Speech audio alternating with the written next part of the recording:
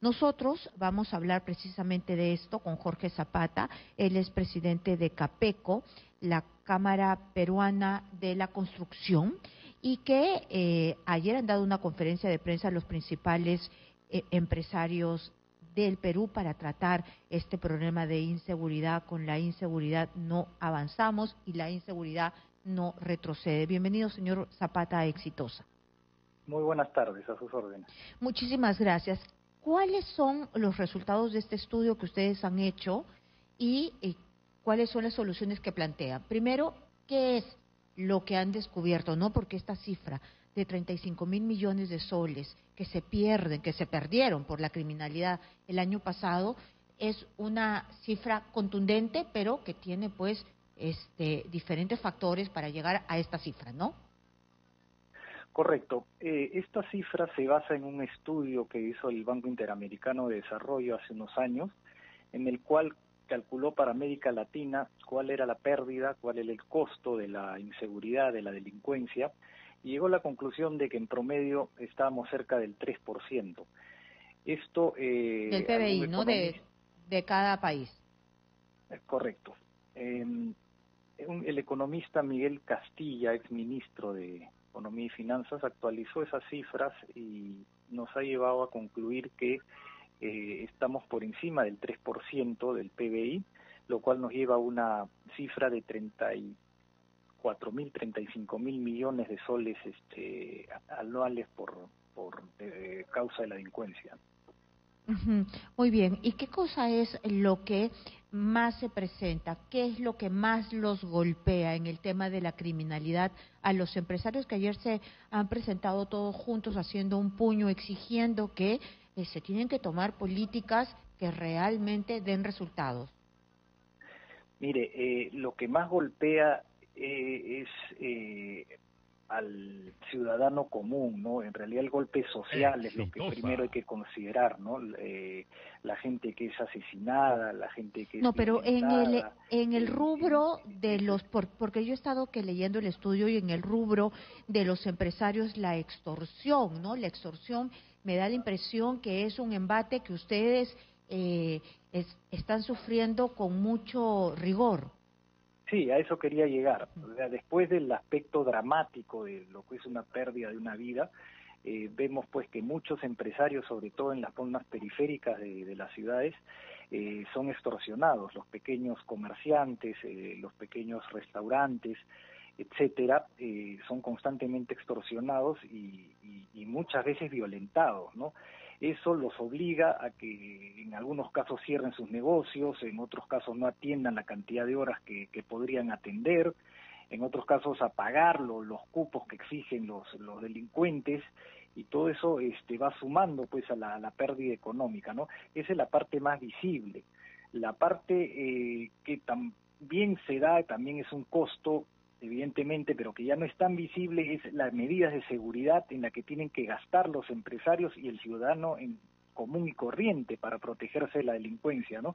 Los empresarios tienen que instalar más cámaras, más alarmas, y una serie de medidas que les cuestan, evidentemente. Lo mismo los ciudadanos de a pie, que tienen que, en lugar de caminar, pues tienen que tomar un taxi, tomar un mototaxi para protegerse de alguna forma, ¿no? Entonces todo eso va sumando. Y, por supuesto, hay valores que no están considerados completamente, como son las pérdidas de inversiones y las pérdidas de oportunidades que también genera la delincuencia, porque muchos empresarios dicen, oye, no voy a invertir en esa zona porque hay mucha violencia, o incluso empresarios internacionales, inversionistas de afuera, también podrían dejar de venir, o de hecho dejan de venir al Perú porque ven un clima pues de mucha inseguridad.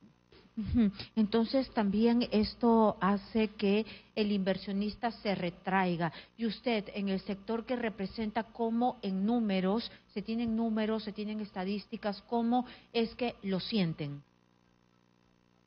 Mire, números ya por sectores no hemos llegado a deducir, pero sí tenemos pues claramente comportamientos, ¿no? Tendencias de comportamientos.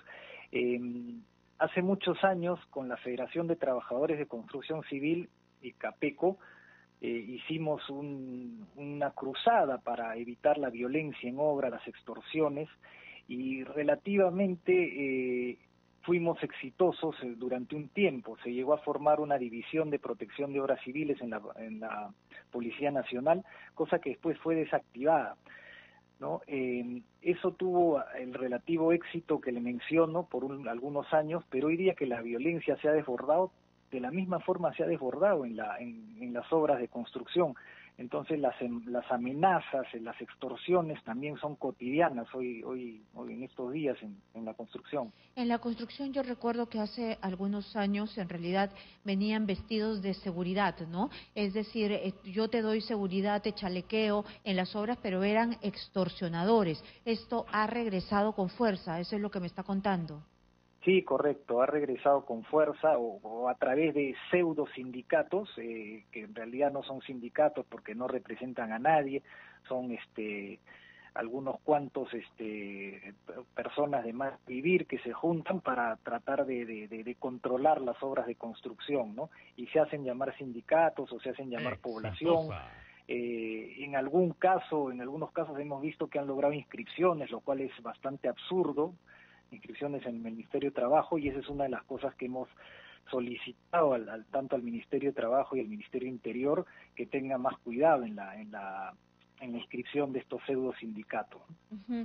Y esta problemática de hace algunos años era bastante sanguinaria, ¿no? Estaban los malditos del Fundo Kendo, es decir, ranqueados criminales que incluso habían purgado condenas altísimas porque los habíamos visto, el Loco Aldo, Wilbur en el Callao, que manejaban estos pseudosindicatos y que se repartían las obras. Ahora también se tienen identificados o por la falta de esta policía especializada, ya no se tiene identificados a las cabecillas o han proliferado tanto que se les ha perdido el rastro. Han proliferado, por un lado, es verdad que antes se les tenía mejor identificados por esta labor que hacía la policía más especializada, y bueno, y estos pseudo sindicatos y estos delincuentes metidos intentando meterse en la organización de los trabajadores, llegó a asesinar cerca de 20 trabajadores de construcción civil, ¿no? Hoy día con gran preocupación vemos que eso ha recrudecido, y sí hay, por supuesto, en los diferentes distritos gente que la policía tiene identificada, pero hay que actuar para poder evitar que esto siga creciendo. Y ustedes ya en términos de cómo se mueve la construcción, ¿no? ¿Cuánto han retrocedido? Es decir, yo sé que según los números la construcción le ha ido muy mal, ¿no?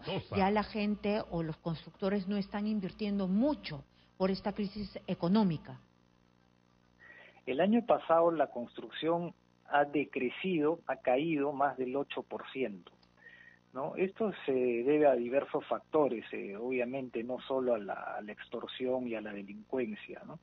Se debe a que el año pasado se tuvo unos primeros meses con mucha convulsión social, con fenómenos climáticos adversos. El año pasado, el 2023, los gobiernos regionales y municipales recién se instalaban, y las tasas hipotecarias para el sector vivienda, que es un gran componente del sector construcción, estuvieron bastante altas, y todo eso complicó a la construcción. La falta de inversiones que se ve durante los últimos años también ha complicado a la construcción. Entonces hay varios factores que ahí se han juntado. Muy bien, ¿y qué es lo que han logrado desde el gobierno? Porque parece que en el tema de seguridad, ¿no? Porque como usted bien ha dicho, toda esta ola de inseguridad, extorsiones, impacta en la confianza, ¿no?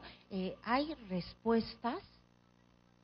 Mire, nosotros hicimos una primera conferencia de prensa el año pasado, y en diciembre hicimos una primera marcha en conjunto con los trabajadores de la CGTP sindicalizados, que obviamente defienden los intereses de sus trabajadores, pero de forma honesta, y se han unido a esta cruzada por la seguridad. Es más que se han unido, diría, ellos han sido los autores de la iniciativa. Bien, en ese momento, cuando hicimos la marcha, nos acercó el ministro del Interior y nos dijo: las puertas están abiertas para escuchar sus propuestas, pero hasta el día de hoy no nos ha llamado a escuchar esas propuestas que por supuesto tenemos, ¿no?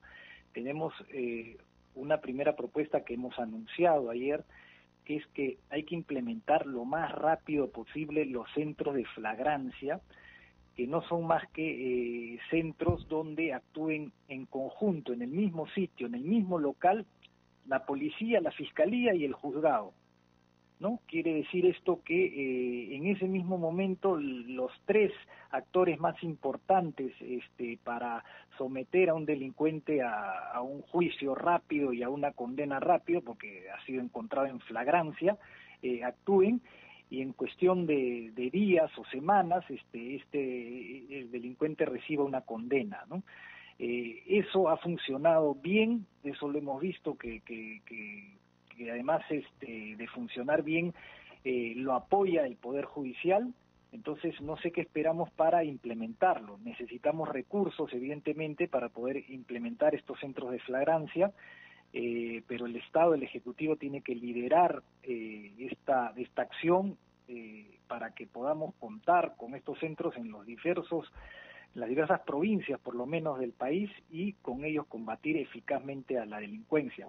Otra propuesta que hemos hecho es que se active el mecanismo de obras por impuestos para activar estos centros de flagrancia a través de ese mecanismo, colocar más cámaras de seguridad, luces en las calles que son oscuras, y darle a la policía el equipamiento que necesitan, ¿no? Creemos también que la inteligencia es un componente fundamental en la lucha contra la delincuencia.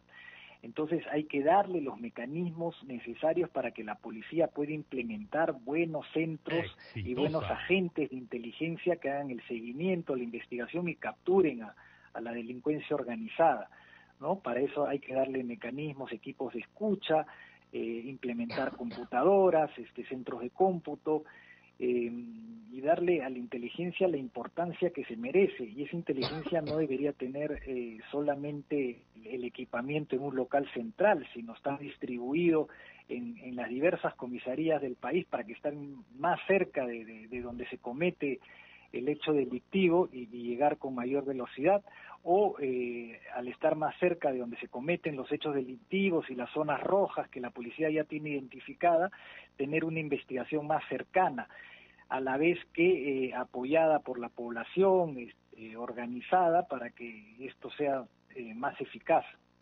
Muy bien. Una última consulta, por favor. Usted me acaba de decir que ha decrecido, lamentablemente, pues nosotros hemos estado en momentos donde no podemos crecer y se ha visto impactada la construcción. Pero ahora que ha habido cambio de ministro, que ha habido lamentablemente el tema del fenómeno del Niño, se supone que se ha dado dinero para una serie de construcciones que no han sido de fondo, pero algo se habrá hecho.